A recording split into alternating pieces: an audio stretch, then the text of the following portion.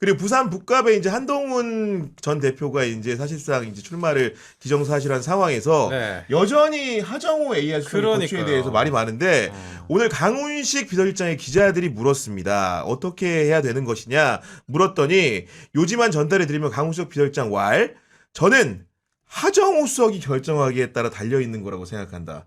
지금까지 하정우 수석의 스탠스는 대통령이 정해줘야 된다라는 얘기였는데 대통령의 복심이자 국정 운영의 최측근의 2인자라고 할 수 있는 강훈식 비서실장은 하정우 결정에 달려 있다 이렇게 말하거든요. 강훈식이 제일 똑똑하네. 제일 똑똑한 원칙주의잖아요. 네 그런 거예요. 네. 출마는 본인이 하는 거죠. 건대. 대통령이 나가라고 했다 그러면 이것도 대통령 선거 개입 이야기 나옵니다. 그렇죠. 네. 그런 이야기 하는 게 아니고요. 저는 지금까지 과정이 밀당을 통해서 하정우 수석의 인지도와 지명도를 높이는 과정이었다라고 이해합니다만은 여기서부터 더 나가면은 이거 좀 제가 봤을 때는 오버입니다. 그리고 짜증나게 할 수 있어요. 짜증나게 할 수도 유권자들을 있고 지역 그리고 주민들을 안 나갈 거면요 언론 인터뷰 안 하셔야 되는 거고요. 그렇죠. 네. 나갈 거면은 본인이 결정해서 나오는 겁니다. 대통령 이야기는 이제 더 이상 하시면 안 됩니다. 오늘 정청래 대표는 그래서 부산에서 현장 최고위원회를 열었고 네. 전재수 부산시장 후보와 만나가지고 굉장히 많이 띄워줬는데 그런 과정에서 전 의원께 묻겠다. 하정우 수석을 좋아하느냐고 했고 거기에 대해 전재수 후보의 화답은 저한테 자꾸 물어보시나 사랑합니다. 아주 사랑합니다. 이렇게 말했거든요. 사랑을 2번 얘기했는데 본인 바란다는 얘기겠죠. 같이 근데 뛰기를. 뒷말이 있잖아요. 그렇지, 예. 네, 뭐 그 출마를 뭐 내가 결정할 수 있는 것도 아니고 나는 이제 거기에 손 뗐다 이제 이런 식으로 얘기를 했기 때문에 네. 어쨌든 본인은 나왔으면 좋겠다. 내 지역구를 물려받았으면 좋겠다라고 생각을 하고 있는 것 같고 원하고 있지만은 결국에는 하정우 수석의 선택이 어떻게 될 것이냐 이게 중요하잖아요. 저는 나갈 것 같아요. 나갈 것 같다. 나가는 장수장님은. 쪽이다. 네. 그러니까 박진영 원장님 말씀이랑 같은 건데 안 나가겠다는 얘기를 한 번도 한 적이 없어요. 그러니까 저 정도로 막 이런 식으로 전망이 엇갈리게 되면 나 안 나갑니다. 나 진짜 여기서 그냥 대통령하고 일할 거예요. 그러니까 자꾸 저 출마한다고 기사 쓰지 마세요. 그리고 당에서도 저 영입한다고 하지 마세요. 영입하도 저 이번에 작업에 안 넘어가요. 네. 저 이번에 안 나가요. 이제 끝 이렇게 해야 되는데 이런 매듭을 안 져요. 그러면서 언론 인터뷰는 계속해요. 네. 그러면서 공을 자꾸 던져요. 당하고 대통령에게. 그거는 좀 올바른 행태가 아니라고 저는 생각이 들어요. 그래가지고 저는 지금 하 수석의 저런 행태는 나가고 싶어서 대단히 이제 무슨 안달복달. 말인지 알겠습니다. 안달복달해 네. 있다. 근데 대통령께서 그냥 이렇게 자꾸 좀 잡는 듯한 모습 보이니까 인사권자 존중하는 차원에서 그러는 건데 본인의 의지에 달려 있다고 했잖아요. 이제 강 시장이 물어보겠지. 너 진짜 어떻게 할래? 그러면 그러게 지금 그렇게 된 거 아닙니까 지금? 그러니까 액면들 말만 대통령의 보면. 어쨌든 당무 개입, 공천 개입 이것도 차단을 하고 하수석의 의견도 존중을 해주고 그렇게 좀 보여지거든요.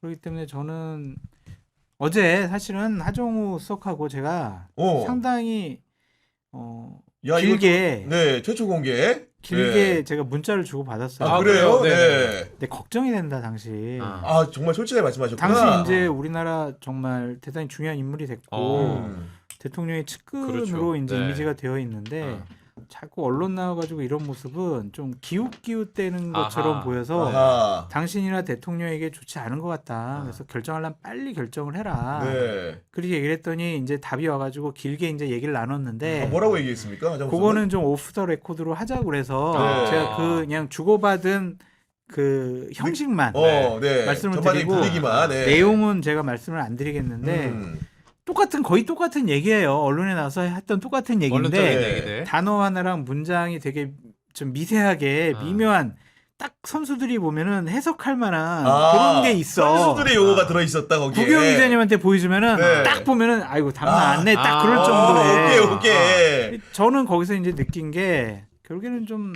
나오지 않을까. 그걸 방금 나올 말씀하셨으니까 것 그 같다. 정도의 힌트가 있겠다. 네, 딱 그런 생각이 들더라고요. 아니 근데 사실 이게 우리는 한동훈 전 대표도 이해도가 높으신 분이니까 장소장님 같은 경우에는 북갑에서 한동훈 전 대표 당의 전략을 하정우를 대상화해서 뭔가 준비하는 것들이 있을 것 같은데 본인이 선거를 이렇게 그 1대1 구도가 만약에 치른다고 가정을 한다면은 그 여러 가지 유리하다는 판단이 좀 있는 거예요? 근데 이제 제가 봤을 네. 때 부산 북구갑이 기본적으로 보수의 텃밭 아니에요. 지난번 대선 때라든지 총선 때는 이제 뭐 전재수라는 걸출한 인물이 있으니까 그렇지. 되는 예. 거지만 대선 때도 그냥 이겼단 맞아요. 말이에요. 예. 김문수가 이겼단 말이에요. 그것도 2자리 숫자 정도 이상으로. 텃밭이 좋아요, 기본적으로. 그리고 부산이라는 데가 YS 이후로 보수파에서 대통령급 큰 정치인이 없었다고. 그에 대한 갈망이 있어요. 네. 아. 그것을 이제 아하. 한동훈 대표가 나 큰 정치인이에요. 난 당대표 그리고 난 대선 후보 깜이에요. 이거를 증명해 주면은 민주당에서 하정우가 오든 아니면 다른 누가 오든 저는 한동훈 대표가 이길 거라고 봐요. 네. 국민의힘 후보도 저는 20% 이하로 얻고 거의 동탄 모델로 되지 않을까 그런 생각이 드는데 그거는 이제 한동훈 대표가 이겨내야 될 몫이라고 생각하는데 하정우 수석이 오더라도 저는 전재수 그냥 대통령의 긍정평가 플러스 그다음에 민주당의 지지율 그 정도 수준 아, 굉장히 폭발력 있게 올라가기보다는 그런 전재수가 네. 당의 지지율보다 10에서 15% 이상 개인적인 역량으로 다 끌어모은 거예요. 우리 형 전재수, 우리 동생 전재수 막 이래가지고 끌어모은 거라고. 전재수 후보가 아무리 부산 선거하면서 같이 손잡고 돌아다녀도 전재수가 아니거든. 하정우 뭐 이렇게 뭐 지역 사람이라고 네. 하지만 지역에서 활동한 적이 없잖아요. 갑자기 내려온 사람이지. 그래서 저는 40% 넘기가 쉽지 않아 보여요. 근데 이제 거기서 하나 이제 이론을 제기하면 연고의 네. 문제가 아. 하정우는 거기서 동네에서 어쨌든 자랐고. 간에 초중고를 네, 나온 네, 거고 네, 네. 우리 사실 한동훈 전 대표 같은 경우에는 전혀 연고는 없고 부산지검에 근무할 때 정도인데 그런 부분들이 부산 유권자들한테 좀 영향을 주는 거 아니에요? 구도가 유대감이- 달라진다니까요. 아까 얘기했잖아요. 한동훈이 출마하면서 이번 네. 북갑의 선거의 구도가 달라져. 한동훈 출마 안 했으면은 대통령 긍정평가율 민주당의 지지율 높은 거 그걸로 갈 수밖에 없어요. 줄투표 나올 수가 있는데 한동훈이 나간 순간 얘기했잖아요. 보수우파 진영에서는 대통령감을 찾고 있어요. 특히 부산 같은 경우엔. 그렇겠지. 장동혁 이거 뭐 하는 거야 때려잡자 이제 이런 분위기라고 그 분노를 풀어줄 사람을 찾고 있거든. 구도 자체가 달라져요.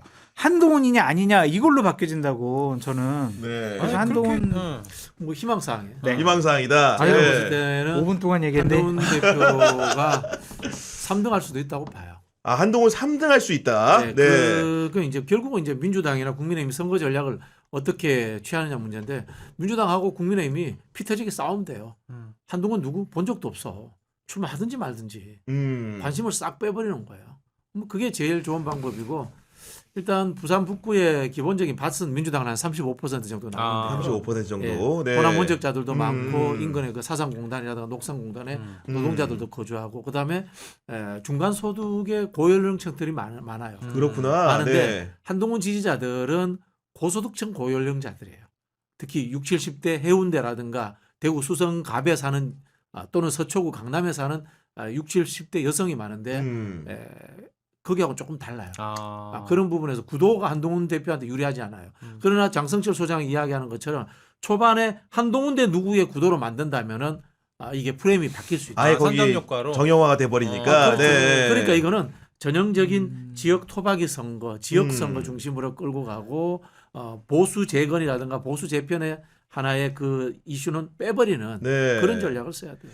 그리고 좀 약간 화제를 바꿔가지고 어제 네. 조국 대표가 경기 평택을 출마 선언했는데 출마지는 좀 어떻게 보셨어요? 여론조사 잘 나오는 데 간 거죠. 돌려보고 간단하게 여론조사 잘 나오는 데 갔다. 네네. 네. 평택을이 그러면 조국 대표가 당선 가능성은 좀 어떻게 점치십니까? 그거는 네. 민주당 후보가 결정 났을 때 첫 번째 여론조사에서 조국 혁신당 조국, 민주당 뭐 구교형 이렇게 넣었을 때 누가 더 나오느냐에 따라서 결정납니다. 아, 결정 나게 된다. 네. 우리 장수장님은 좀 어떻게 보셨어요, 출마?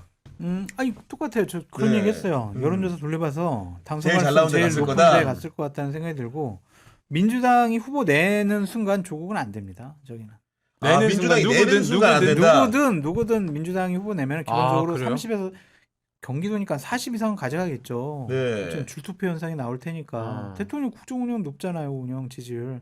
그래서 민주당이 후보를 내지 않도록 하는 정치력을 발휘하는 게 조국 혁신당과 이거 조국 되게- 대표의 당선을 뭐 가르는 결정적인 뭐 변수가 되는 거지. 다른 건 다 필요 없어요. 보수 분열되든 안 되든 그거랑은 조국이랑 상관이 없어. 상관없는 거다. 민주당에서 무조건 후보 안 내야 돼요. 네. 민주당 무조건 낼 수밖에 없을 거예요. 그러면은 낼 안 되는 수밖에 거죠. 그럼 결국은 뭐냐? 단일화 해야 되거든요. 단일화. 단일화 네. 하는데 민주당 후보가 지명도가 약한 사람이면은 초반에 여론조사했을 때 전국적 지명도가 있는 조국보다 적게 빨려 나올 들어가겠지. 예. 그러면 이제 단일화 국면에서 조국한테 밀리는 거고 민주당 후보가 지명도가 있는 사람이어서 뭐 며칠 상간에 조국만큼의 지지도가 나온다. 그러면은 민주당이 계속해서 올라가는 거죠. 내일 지금 기사로는 내일 김용 부원장이 평택을 방문한다라는 기사가 지금 아, 나와 그래요? 있긴 하거든요. 그러니까 평택설도 돌고 있긴 한데 저는 이제 궁금한 건 조국 대표가 평택을 지금 고른 시기, 왜냐하면 아직도 좀 남아 있는 게 광주 광산을도 지금 아니, 그쪽은 안 간대요. 공석이 됐었고 이원택 후보가 지금 되어 있는 아유, 곳, 호남은 안 그러니까 간다고. 새만금 쪽이죠. 거기가 군산김제부안도 호남은 안 간다고 했어요. 호남은 안 간다고. 그냥 딱 호남은 딱 제껴놓고 생각을 했고 맞아요. 기본적으로 예. 첫 번째 명분이 민주당의 규칙 사유가 있는 곳 맞아. 예. 그걸 고른다고 했기 아, 때문에 그래서 그래서 평택. 그래서. 네. 예. 그러니까 제외한 건 이거예요. 호남 안 돼. 이거는 아, 원천 배제. 그렇지. 네. 그리고 내가 선택하는 조건은 민주당 규칙 사유. 뭐 그리고 세 번째 당선 가능성 높은 곳. 그렇게 하다 그게 보니까 평택으로.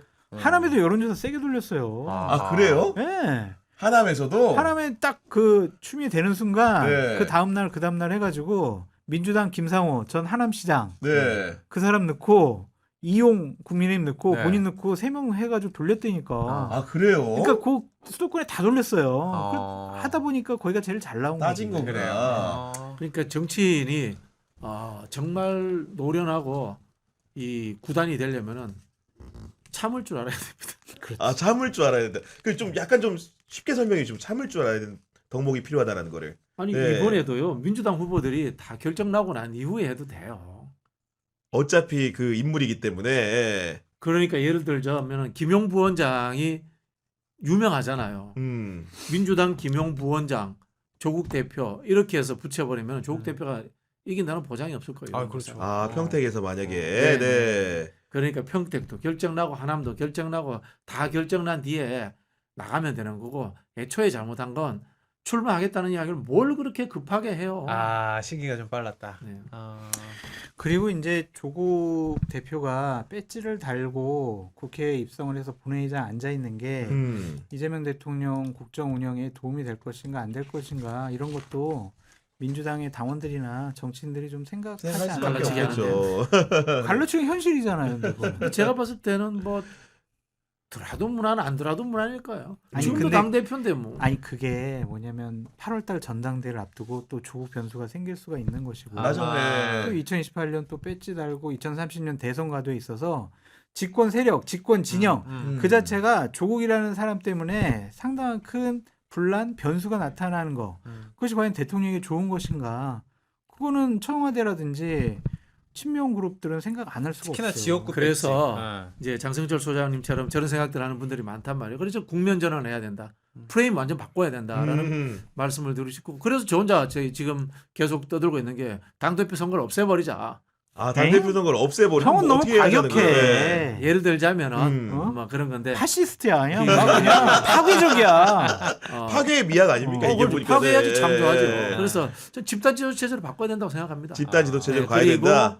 차기 대선 주자들은 일리 있는 말이네요. 예. 출마하지 마라. 음. 그 하나의 새로운 국면을 좀 만들어야 된다고 봐요. 아, 그래 끝으로 이제 하나만 더 여쭤보면 네.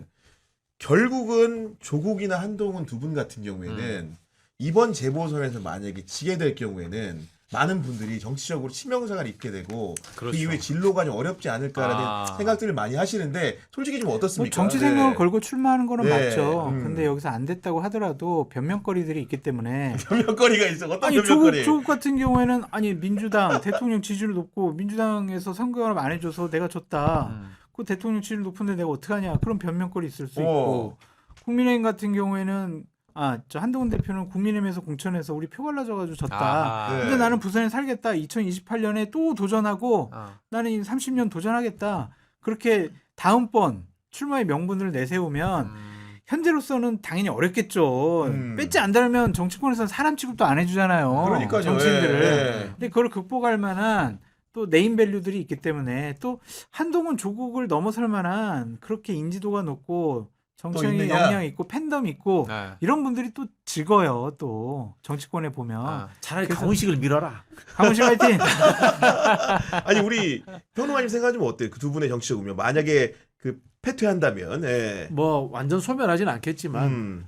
이른바 대선 주자로서의 이미지는 큰 타격을 받겠죠.